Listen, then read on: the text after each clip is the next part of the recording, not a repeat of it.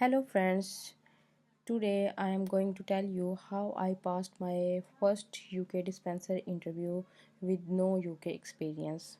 When I landed my first pharmacy interview in the UK, I thought they were going to test my drug knowledge. I was ready to talk about clinical pharmacology, dosages, everything I learned back home. But the interview didn't go the same way as I was expecting. What I learned that day is exactly what I am going to share with you today. So you don't make the same assumptions as I did. So what the UK pharmacists really ask is everything I am covering today. First, here is the first thing almost every UK pharmacy interview will ask, and most people don't expect it. It's the visa status. Before they care about your experience, they need to know, are you legally allowed to work in the UK? That's where your share code comes in. It's the simple code that proves your right to work. Once that's sorted, they relax, and then the real conversation starts.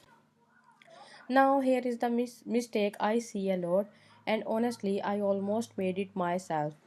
If you were a pharmacist back home, it's tempting to walk in and sell yourself as a pharmacist. Don't.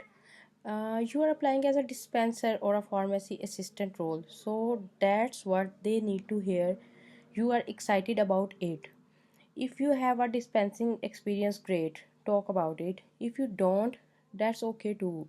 Just do a little research beforehand and talk about the day to day tasks and role, normally labeling, stock, prescriptions, customer service, and just as important, talk about your transferable skills and attention to detail, working under pressure, teamwork, all these count. In the UK, patient safety comes before speed.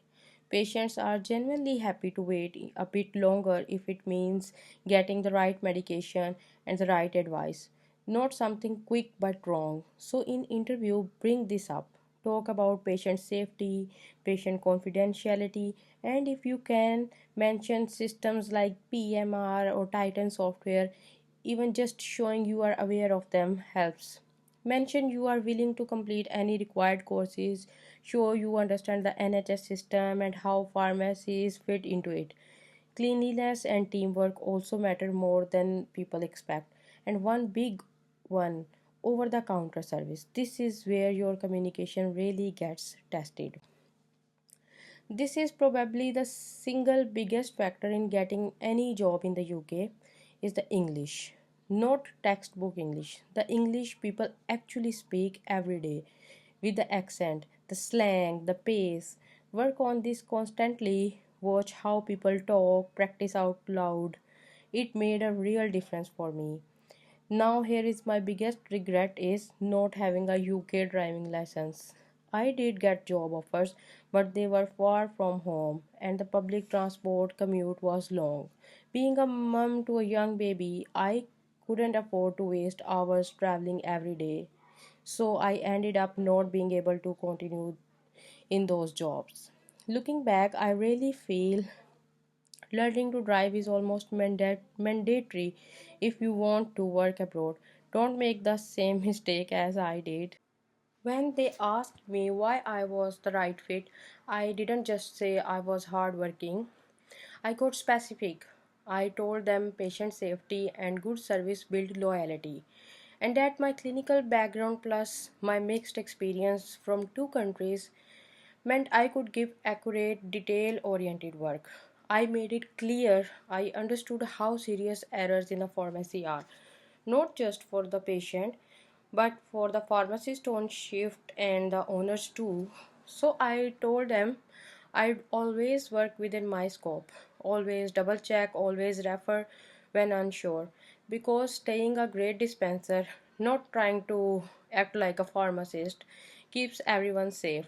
I also brought in my management background, reducing medication wastage by using split boxes first, storing the stock properly, using the first in, first out principle, comparing prices when ordering.